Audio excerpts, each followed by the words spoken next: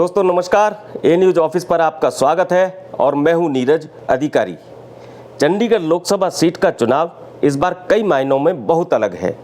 पिछले करीब 4 दशक में पहली बार चंडीगढ़ की राजनीति के 3 दिग्गज पूरे चुनावी परिदृश्य से नदारद हैं, वरना 2019 तक इन तीनों दिग्गजों की मौजूदगी के बिना चंडीगढ़ में किसी चुनावी तस्वीर की कल्पना भी नहीं की जा सकती थी। पूर्व केंद्रीय मंत्री पवन कुमार बंसल कांग्रेस से मनीष तिवारी को टिकट मिल जाने के कारण घर बैठ गए हैं, तो पूर्व सांसद सत्यपाल जैन भाजपा में संजय टंडन को उम्मीदवार बना दिए जाने पर चुनावी गतिविधियों से हट गए हैं और पूर्व केंद्रीय मंत्री हरमोहन धवन का जनवरी में निधन हो गया। अपने राजनीतिक जीवन में चंडीगढ़ लोकसभा सीट पर कई चुनाव लड़ चुके बंसल, जैन और धवन की तिकड़ी हर चुनाव में धूम मचा देती थी, लेकिन अब नए दौर की राजनीति में 2024 के लोकसभा चुनाव को नई पीढ़ी का चुनाव कहा जा रहा है, तो चंडीगढ़ के वोटरों के सामने इस बार उम्मीदवारों के नए चेहरे हैं, नया माहौल है, नए नारे हैं। तो चंडीगढ़ के बड़े सियासी घराने की नई पीढ़ी भी नए तेवरों के साथ चुनाव मैदान में दिखने जा रही है। ये सियासी घराना है पूर्व केंद्रीय मंत्री हरमोहन धवन का। धवन के बेटे विक्रम धवन ने आज अपने पिता की राजनीतिक विरासत को आगे बढ़ाने का नए अंदाज में ऐलान किया। हालांकि विक्रम धवन अपने पिता हरमोहन धवन के साथ 2021 के नगर निगम चुनाव से पहले आम आदमी पार्टी में अपनी राजनीतिक पारी शुरू कर चुके थे, लेकिन शहर की चुनावी राजनीति में धवन के रहते उनके परिवार की भूमिका हरमोहन धवन तक ही सीमित रही। अब विक्रम धवन पहली बार अपने पिता के बिना चंडीगढ़ के चुनाव में क्या रोल अदा करने जा रहे हैं, उनकी क्या तैयारी है, क्या वो खुद भी चुनाव लड़ सकते हैं, इन सब मुद्दों पर हमने आज विक्रम धवन से बात की।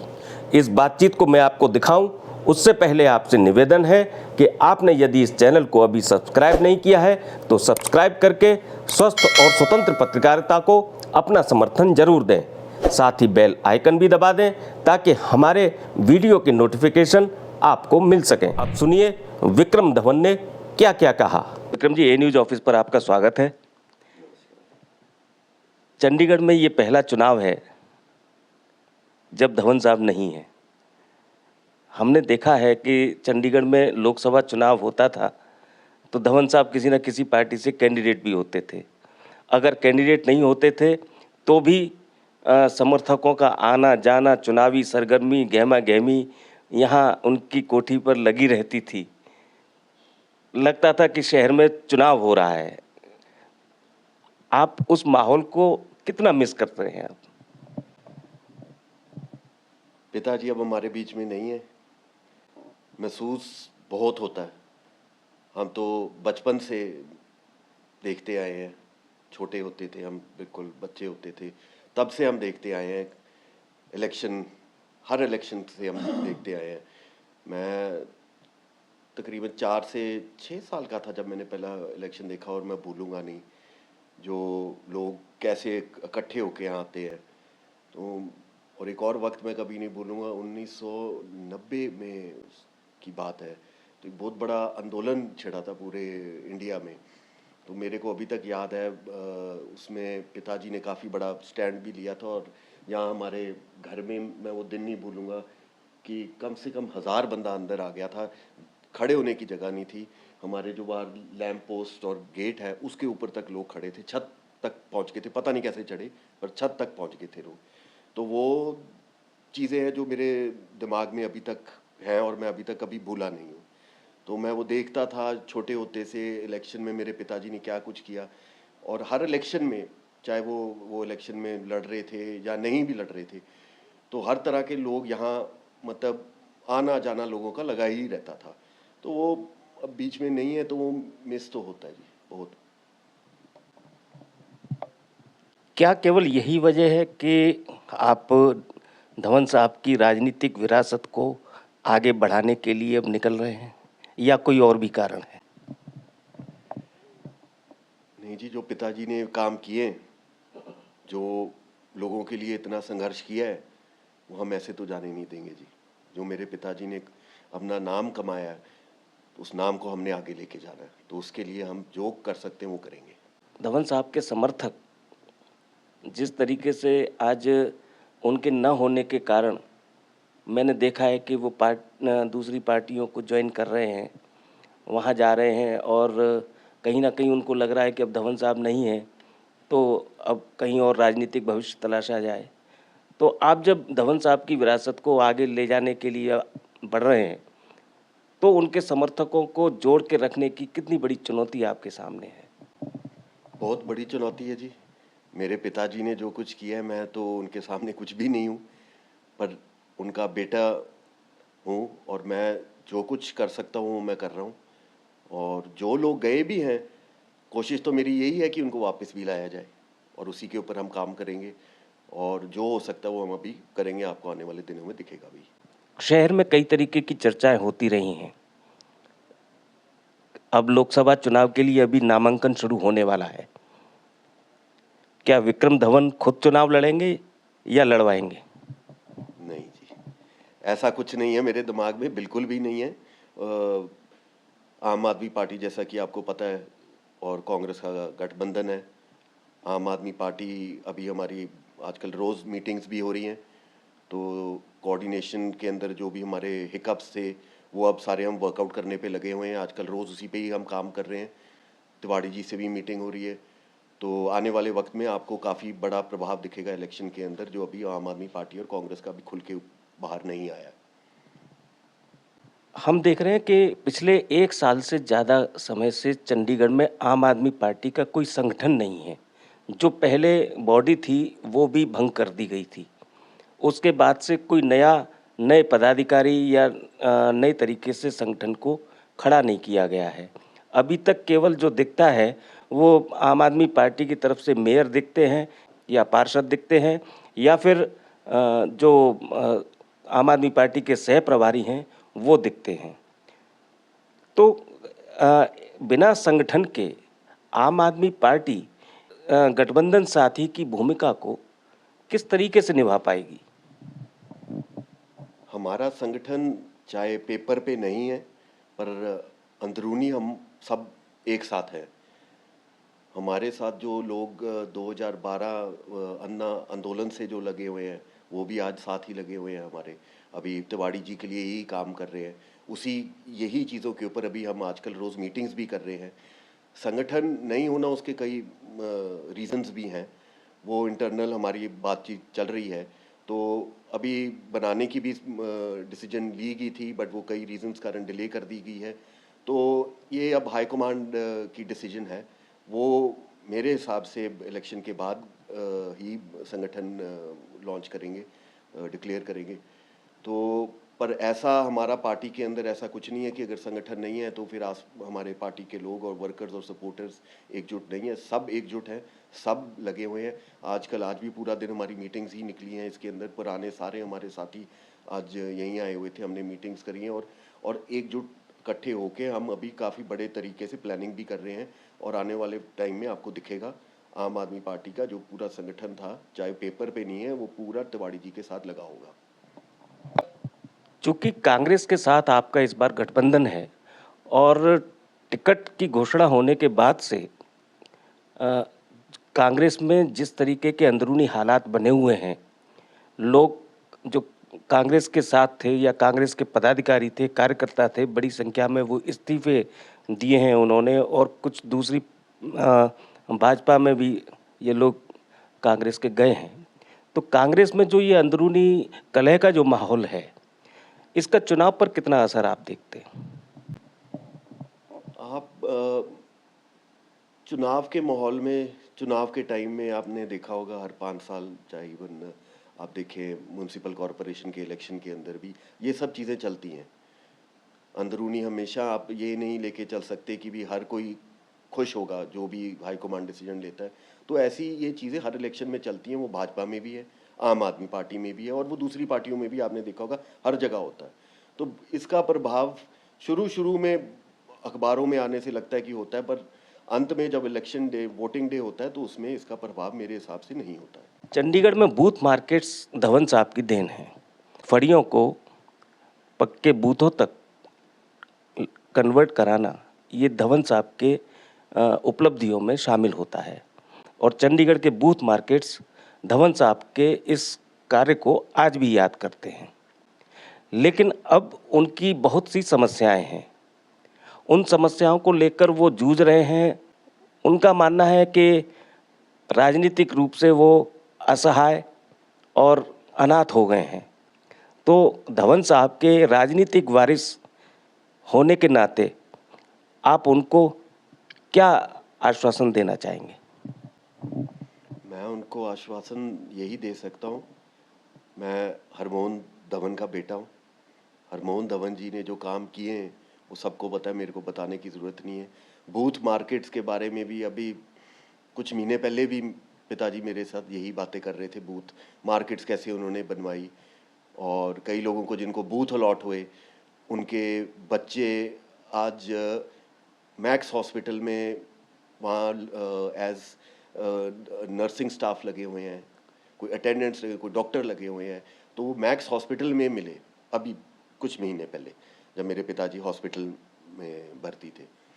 तो ये बातें तब भी होती थी कि भी ये बूथ मार्केट से ही कई लोग वहाँ से उठे और कहाँ कहाँ पहुँच गए। तो बूथ मार्केट्स की जो भी उनकी जो मुसीबतें चल रही हैं, तो मैं इतना ही आश्वासन दूंगा कि भी धवन साहब के रूप में मैं उनके साथ खड़ा हूँ और हमेशा खड़ा रहूँगा और जो संघर्ष कर सकते हैं वो मैं उनके साथ खड़ा होकर करने के लिए कंधे के साथ खड़ा रहूँगा। ए न्यूज़ ऑफिस से बात करने के लिए आपका बहुत धन्यवाद। इसमें कोई शक नहीं कि चंडीगढ़ में पूर्व केंद्रीय मंत्री हरमोहन धवन के नाम कई बड़ी उपलब्धियां दर्ज हैं। शहर में बने बूथ मार्केट भी धवन के ही सांसद कार्यकाल की देन है, लेकिन आज ये मार्केट अपनी कई दिक्कतों से जूझ रहे हैं और राजनीतिक रूप से खुद को असहाय महसूस कर रहे हैं। इसलिए अब इन बूथ मार्केट्स के दुकानदारों को अपनी लड़ाई एकजुट होकर खुद लड़ने के लिए एक जॉइंट प्लेटफार्म बनाना पड़ा है, जिसको नाम दिया गया है चंडीगढ़ बूथ मार्केट्स एसोसिएशन। शहर के सबसे बड़े और मशहूर बूथ बाजार शास्त्री मार्केट सेक्टर 22 के प्रधान मुकेश गोयल को इस एसोसिएशन का अध्यक्ष बनाया गया है। हमने उनसे और अन्य पदाधिकारियों से बूथ मार्केट्स की दिक्कतों और अगली तैयारियों को लेकर बातचीत की। सुनिए। गोयल साहब, आज आपने Chandigarh booth market association launch की है, इसका क्या उद्देश्य है और कितने मार्केट हैं इसके अंदर? नमस्कार धीरज अधिकारी जी, मैं आपका बहुत बहुत धन्यवाद करता हूँ कि आप हमारी जो आवाज़ है वो पॉलिटिकल पार्टी और चंडीगढ़ शहर के लोगों तक पहुँचाने के लिए आज उपस्थित हुए। हमने 22 तारीख को अपनी चंडीगढ़ बूथ मार्केट एसोसिएशन बनाई थी और 23 तारीख को हमने सर्वसम्मति से मार्केट में 14 मार्केटें हैं लगभग आज की डेट में हमारे साथ जुड़ी हुई हैं, जिसमें सर्वसम्मति से मुझे प्रधान बनाया गया और मैं शास्त्री मार्केट 22 सेक्टर चंडीगढ़ का भी प्रधान हूँ। और हमारे सागवान साहब हैं, विजय सागवान जी, ये सदर बाज़ार से प्रेसिडेंट हैं और इनको जनरल सेक्रेटरी नियुक्त किया गया। और हमारे नरेश जैन जी हैं जो पालिका बाज़ार के प्रेसिडेंट भी हैं और इनको chairman Chandigarh booth market association. और ये हमारे सुनील जैन जी हैं, ये कृष्णा मार्केट के प्रेसिडेंट हैं और इस हमारी चंडीगढ़ बूथ मार्केट एसोसिएशन के अंदर सीनियर वाइस प्रेसिडेंट हैं। और इसी तरह से हमारे ये तलवार जी हैं जो सेक्टर 8 अपना अशोक नारंग जी जो सेक्टर 8 मार्केट के प्रधान हैं, 11 मार्केट के प्रधान हैं और हमारी इसमें चंडीगढ़ बूथ मार्केट एसोसिएशन में कैशियर हैं। और ये अपना हमारे 23 सेक्टर से जनरल सेक्रेटरी हैं और हमारी चंडीगढ़ बूथ मार्केट एसोसिएशन में स्पोक पर्सन हैं। इस तरह से सर्वसम्मति से हमारी 10 मेंबरी कार्यकारिणी बनाई गई है, ठीक है। और जो कि चंडीगढ़ के जितने भी बूथ हैं उनको, मार्केटों को भी और हर बूथ दुकानदार को अपने साथ जोड़ेगी और उनकी जो भी समस्याएं हैं जिस भी लेवल पर होगी उसको रिजॉल्व करवाने की कोशिश करेगी। सांगवान जी, जो ये आपकी एसोसिएशन ये बनी है उसके बनाने का मुख्य कारण क्या है? मुख्य कारण ऐसे है जी अधिकारी जी, सबसे पहले तो मैं आपका धन्यवाद करता हूं कि आपने समय निकाल कर हमारे जो परेशानियां हैं, जो हमारे मुद्दे हैं प्रशासन तक पहुंचाने के लिए आपका धन्यवाद करता हूं। तो जो आपने पूछा कि इसका main booth market Chandigarh booth market association बनाने का हमारा मेन मुद्दा यही है कि हम सालों साल से हमारे पहले जब कच्ची रेडी मार्केट होती थी तब कैपिटल रेडी मार्केट एसोसिएशन होती थी। तो उस टाइम जिस तरफ वो कैपिटल मार्केट्स एसोसिएशन हो जाती थी, रुख उसी तरफ बदल जाता था। उसी तरह और हर बात की सुनवाई होती थी। अब काफ़ी सालों से हमारे जो बूथ हैं, पूरे शहर में जितने बूथ हैं, उनकी कोई सुनवाई नहीं होती। हर तरह के कहीं कोई परेशानी है, कहीं कोई परेशानी है। इसको मद्देनज़र रखते हुए हमने मिलके सारे जितने बूथ मार्केट्स हैं उनको इकट्ठा किया। उनके प्रधान, जनरल सेक्रेटरी, जो भी पदाधिकारी, उनके साथ मिलके उन बैठक करके उनको सबको साथ जोड़ के एक पूरे शहर की चंडीगढ़ बूथ मार्केट एसोसिएशन बनाई है। और उसका मुद्दा असली ये है कि जितनी भी हमारी परेशानियां हैं, जैसे सबसे बड़ी परेशानी पार्किंग की है।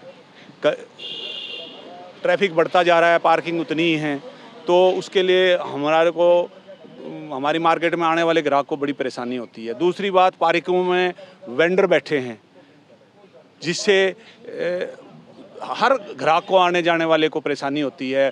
हमारा बिजनेस भी डिस्टर्ब होता है।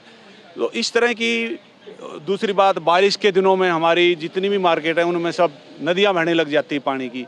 उसके लिए भी हमने प्रशासन से अपील करी है कि उनको जो ड्रेनेज सिस्टम है उसको ठीक किया जाए और जो बरसात का पानी सीधा सीवरेज में जाए। तो इस तरह से काफ़ी और भी परेशानियां हैं। हमने ये जो बनाई है, इसको एक ही मकसद है कि जो बूथ मार्केट है उनकी परेशानियों को प्रशासन तक पहुँचाया जाए और उनको हल कराया जाए। अभी लोकसभा चुनाव का दौर चल रहा है और उसी के बीच में आपने अपनी ये एसोसिएशन लॉन्च की है। क्या लोकसभा चुनाव के दौरान भी इस एसोसिएशन का कोई बड़ा रोल रहने वाला है? इस जो एसोसिएशन का लोकसभा में सबसे बड़ा रोल ये रहेगा कि अब जो हमने आज सब आपके माध्यम से सब पार्टी को मैसेज दे दिया है।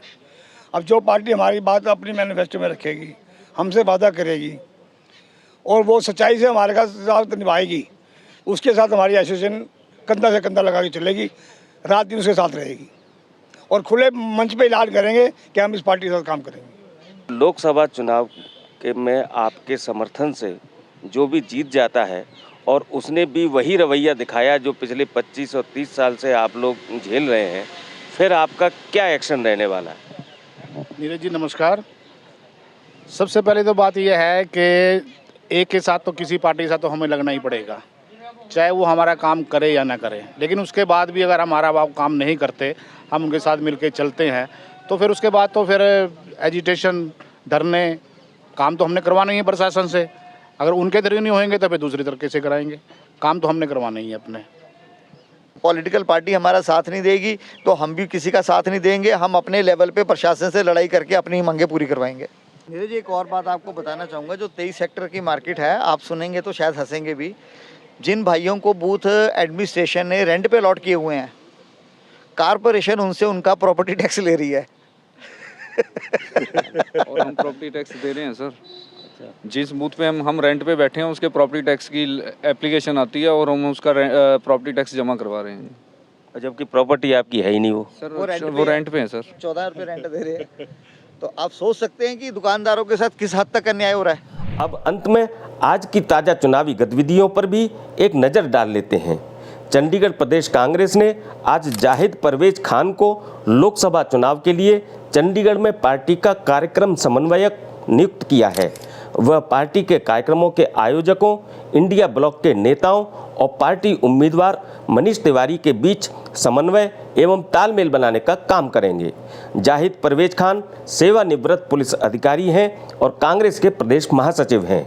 चंडीगढ़ प्रदेश कांग्रेस में ये नियुक्ति इसलिए बड़े मायने रखती है क्योंकि जाहिद परवेज खान पूर्व केंद्रीय मंत्री पवन कुमार बंसल के साथ जुड़े रहे हैं और मनीष तिवारी को टिकट मिलने के बाद से बंसल गुट से जुड़े कांग्रेस नेता पार्टी में उनकी अनदेखी किए जाने का आरोप लगाते हुए नाराज चल रहे थे।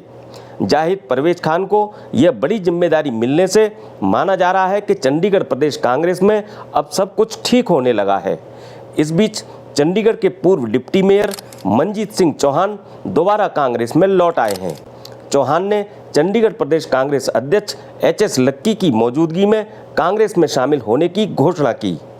इससे पहले सीनियर डिप्टी मेयर रह चुके दर्शन गर्ग भी इंडिया अलायंस के उम्मीदवार मनीष तिवारी के चुनाव प्रचार में शामिल हो चुके हैं। बीएसपी से मनदीप सिंह भी आज कांग्रेस में शामिल हो गए। उन्होंने पिछले नगर निगम चुनाव में बसपा के टिकट पर वार्ड नंबर 29 से चुनाव लड़ा था। बीएसपी चंडीगढ़ की उपाध्यक्ष शिमला देवी भी अपने समर्थकों के साथ आज कांग्रेस में शामिल हुई।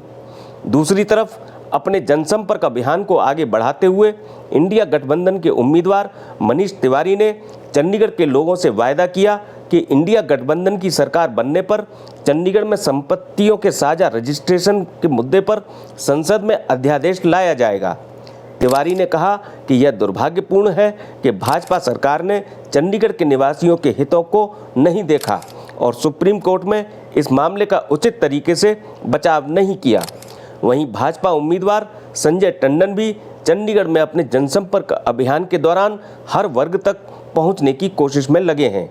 चंडीगढ़ प्रदेश भाजपा के उत्तराखंड प्रकोष्ठ के चेयरमैन भूपेंद्र शर्मा द्वारा सेक्टर 43 में आयोजित की गई एक चुनावी बैठक में संजय टंडन ने कहा कि उत्तराखंड वीर भूमि है और ये राष्ट्र की सुरक्षा व अखंडता को समर्पित है। इस बैठक में उत्तराखंड मूल के 300 से अधिक लोगों ने भाग लिया। चेयरमैन भूपेंद्र शर्मा ने कहा कि उत्तराखंड प्रकोष्ठ चंडीगढ़ में घर घर जाकर मोदी सरकार की नीतियों का प्रचार करने में कोई कसर नहीं छोड़ेगा और चंडीगढ़ में लगातार तीसरी बार भी भाजपा की जीत सुनिश्चित करेगा। चंडीगढ़ केमिस्ट एसोसिएशन द्वारा आयोजित एक अन्य बैठक में हेल्थ केयर और फार्मास्यूटिकल ऑपरेटरों के साथ बातचीत करते हुए भाजपा उम्मीदवार संजय टंडन ने चुनाव जीतने के बाद केमिस्ट और फार्मासिस्टों के लंबित मुद्दों को हल करवाने का आश्वासन दिया। टंडन ने कहा कि उनकी प्राथमिकता है कि चंडीगढ़ में हेल्थ टूरिज्म बढ़े, जिससे फार्मास्यूटिकल क्षेत्र को बढ़ावा मिलेगा। तो ये थी आज की खास चुनावी गतिविधियां। नए अपडेट्स के साथ आपसे फिर मुलाकात होगी। मुझसे जुड़े रहने के लिए आपका बहुत बहुत धन्यवाद।